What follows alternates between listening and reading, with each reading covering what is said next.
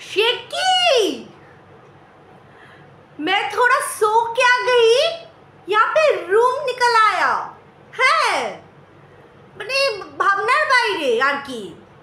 আমি তো আজকে সারাটা দিন ওয়াইটি থেকে ডিটাচ ছিলাম, সকালের একটা ভিডিওর পর আমি ডিটাচ হয়ে গেছিলাম। হ্যাঁ, হঠাৎ করে এইসব কি শুনছি, চারিদিকে রুম রুম রুম, অন্যের বাড়িতে রুম, সেই রুম দেখার জন্য ওয়াইটির মানুষরা খ্যাক করে হামলে পড়েছে আজকে থেকে না, সেই ডে 1 থেকে।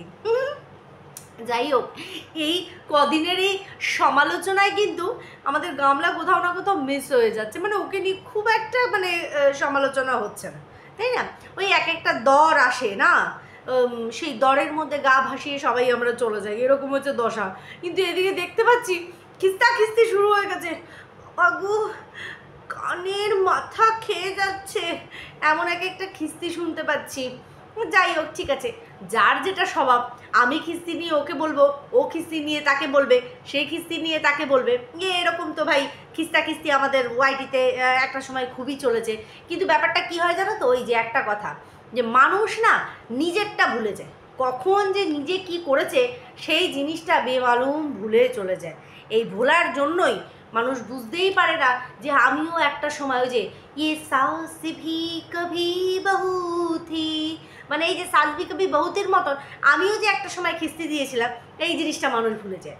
তো খিস্তির দর, ও ওর খিস্তি শোনাচ্ছে, ও বলছে দেখ তুই যারা, আমিও মাইকাল লাল, হ্যাঁ আমিও দেখিয়ে দেবো তুই এর থেকে ভয়ঙ্কর খিস্তি মেরেছি, ও আর একটা শুনিয়ে দিচ্ছে। ও মাই ডগ টাইপস হয়ে যাচ্ছে সিচুয়েশানটা। যাই হোক, ঠিক আছে, ওই যেমন কুকুর তেমন মুগুর, এরকম একটু দরকার লাগে মাঝে মধ্যে, তাই না? তো যাই হোক, তার আগে বলি welcome back to my channel. কেমন আছো তোমরা সবাই? আশা করি সবাই ভালো আছো, আমিও ভালো আছি। দিনের সেকেন্ড ভিডিও নিয়ে চলে আসলাম, অনেকটাই দেরি হয়ে গেল, তবুও ভাবলাম আরে অবশ্যই করে কন্টেন্ট মে বেহতে হুয়ে কন্টেন্ট মে হাত কিসি কো না কিসি কো তো ধোনা হি চাহিয়ে, তাই না?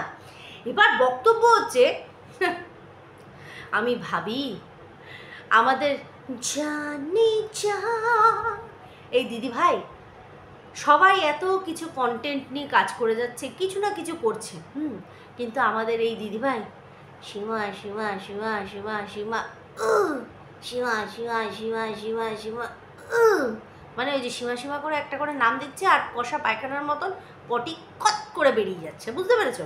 মানে এই রকম অবস্থা হচ্ছে, মানে সীমা নামটা যখনই নিচ্ছে পটিটা ক্লিয়ার হচ্ছে, যার জন্য সে কিন্তু নিজের কনস্টিপেশনটাকে হাঁটানোর জন্য সীমার নামটা নিচ্ছে। হ্যাঁ, চ্যাট রিভিল, ভয়েস রিভিল, হ্যানা রিভিল, তেনা রিভিল। আরে ভাই কুছ তো নয়া করো, মানুষ bore, they are not interested about this types of childish behaviour. আমি কতটা ইংলিশ পড়ে গেলাম এক নিমেষে, ভেরি নাইস। সেটা বড় কথা না, বড় কথা হচ্ছে আমাদের এই জানি যা এই দিদিভাই মানে ভুলতেই পারছে না সীমা দিদিকে। তো সীমা দিদির জপা মোলা জপা মালা জপেই যাচ্ছে, জপুক, খারাপ না। তো যাই হোক, যেটা বলছিলাম সেটা হচ্ছে সিক্রেট রুম। কিছু মানুষের যে কি গাত্রদাহ ছিল, যে সিক্রেট রুম, আর বাচ্চার বাবা তো সেইখানে সেই লেভেলের মানে মানে কি বলবো, একটা সাসপেন্স ক্রিয়েট করেছে।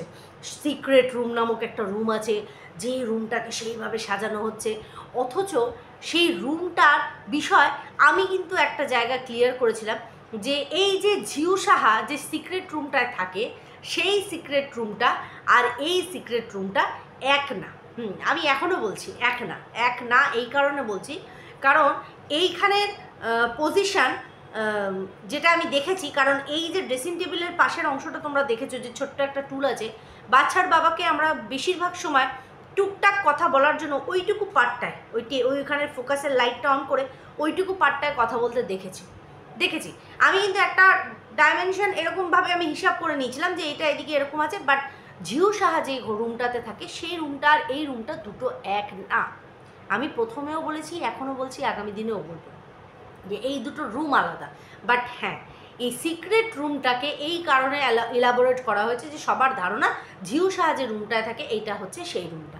বাট না, এই নিচের রুমটা সম্পূর্ণ আলাদা। হ্যাঁ, অবশ্যই করে মানে মনের মতন করে সাজানো তো হচ্ছেই, তোমরা দেখতেই পাচ্ছ দেওয়ালে ওয়ার্ড্রপ করা রয়েছে।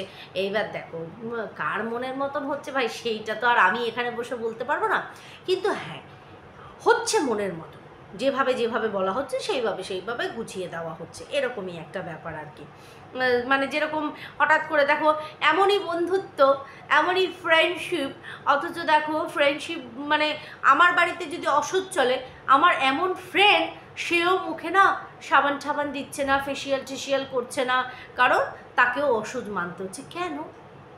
কেন এটা আশা করি তোমাদের মনে আছে যে সময়টা বাচ্চার বাবার এক জ্যাঠা মারা গেছিলো, সেই সময় তারা কিন্তু বাড়িতে অসুখ পালন করছিল, আর সেই সাথে সাথে ওই দিকে ঝিউও কিন্তু এমন বন্ধুত্ব পালন করছে যে সেইখানে সে কিন্তু কোনো মতেই মানে আমাকে বলে দিয়েছে, হ্যাঁ এই কটা দিন সাবান ঠাবান না দিতে, সার্ফটার না ব্যবহার করতে, ফেসিয়াল।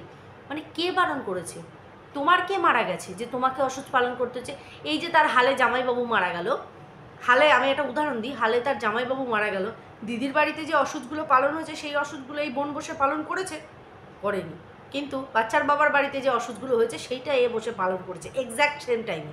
কিন্তু এই বিষয়টা কোনোভাবেই মেলাতে পারবে না। যেরকম আরামবাগ রিসর্টে যাওয়ার সময় এটা সবাই বলেছিল, সবাই না আমাদের এক রক্ষক দিদি বলেছিল যে না ও আগে গেছে, আরে ও আগে গেছে তখনই ছবি ছেড়েছে, কিন্তু ছবিটা কখন ছেড়েছে? যখন বাচ্চার বাবা গেছে। ও হ্যাঁ, ভীষণ নটি একদম জানে।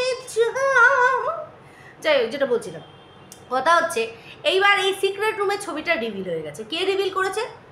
একটা অন্য দেশের এক creator, Arsh Khan. I am not terrorist, মনে আছে শাহরুখ খানের একটা বই বেরিয়েছিল এরকম একটা, তো মাই নেম ইজ খান, হ্যাঁ মাই নেম ইজ খান একটা বেরিয়েছিল। তো সেখানে আরও দেখছি রুম দেখাচ্ছে। হ্যাঁ, ও কী করে জানলো?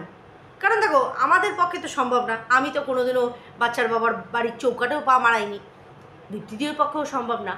এবার সীমাদি, কিন্তু আমি যতটুকু বুঝতে পেরেছি সীমাদি যে সময়টা ওই বাড়িতে গেছে রুমটা এতটা মডিফাই ছিল না, তাহলে এই ছবিটা আরশ অব্দি পৌঁছালো কী করে? ওখানে আরশ বলছে যে এই বাচ্চার বাবাই নাকি কোন ভিউয়ার্সকে দেখিয়েছিল, সেই ভিউয়ার্সের সূত্রেই আবার আরশের কাছে নাকি সেটা গেছে। তাহলে ভাবো এই যে দেশদ্রোহিতার ট্যাগ, এই কথার পৃষ্ঠেই চলে আসে কথাটা, দেশদ্রোহিতার ট্যাগ যে আমাদের ওপর দেওয়া হয়েছে, তাহলে যদি খোদ এক ক্রিয়েটার মানে ইন্ডিয়ান ক্রিয়েটার নিজের রুমের ফটো আরেক অন্য দেশের ক্রিয়েটারের হাতে বা ভিউয়ার্সের হাতে তুলে দেয়, তাহলে এটাকে তোমরা কি বলবে? এগুলো না বোকামি ছাড়া আর কিচ্ছু না, আমি তো বলি যে আমাদের ফোন যদি ঘেটে ফেলে কি পাবে ভগার মায়ে যাবে, হ্যাঁ ভগার মা। হ্যাঁ, যাই হোক, সেখান থেকে দাঁড়িয়ে তাহলে এটা পরিষ্কার যে সিক্রেট রুমটা অবশ্যই করে ওই বাড়িতে এই সিক্রেট রুম আর ঝিউর সিক্রেট রুম এক না, বাট তারপরেও নানান রকমভাবে ঝিউর সাথে কানেকশান কিন্তু আমরা করতে পেরেছি, কারণ ঝিউর এখানে এসে থাকা, ঝিউর ওই রুমে বসে এরকম গালে হাত দিয়ে, বাবা হাতের মধ্যে নতুন শাঁখাপলা ছিল না, তার মানে আমি বলছি না সে বিয়ে করেছে, কিন্তু হ্যাঁ শাঁখাপলা পরে সে হয়তো কোনো শ্যুটপুট করছিল, কিন্তু এই বাচ্চার বাবার দেওয়ালের সামনে বসে আমি অবাক হয়ে যাই। হ্যাঁ, কী বন্ধুত্ব! তারা বন্ধু স্বামীকে দেখায় না কেন? দেখাতে পারে তো, সেটা একটা আমরা দেখেছি।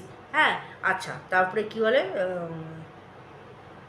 এই যে পেছন দিক দিয়ে কথা বলা, বাচ্চার বাবার নাম ধরে ডাকা, খিদে পেয়েছে সেটা বলা, ঝালালেও খেতে পারবে পাশ থেকে বলা, ভাত বেড়ে দিচ্ছে, অরেঞ্জ কালারের নেল পালিশ পরা, এইগুলো আমরা দেখেছি, আমরা বলেছি, সেখানে আমরা হেটার্স হয়েছি, আমরা দোগলা হয়েছি, কিন্তু অরিজিনাল দোগলা কারা সেটা তো গত পরশুই সবাই পরিষ্কারভাবে জানতে পেরেছে।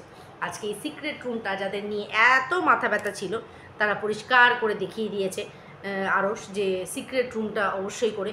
এবার আরশ ভালো বলতে পারবে যে এই রুমের ডেসক্রিপশান কোথা থেকে ও পেলো, কারণ ভাই আমাদের পক্ষে তো সম্ভব না রুমটা যে ভেতর থেকে এরকম দেখতে, এটা তো আজকে আমি প্রথম দেখলাম।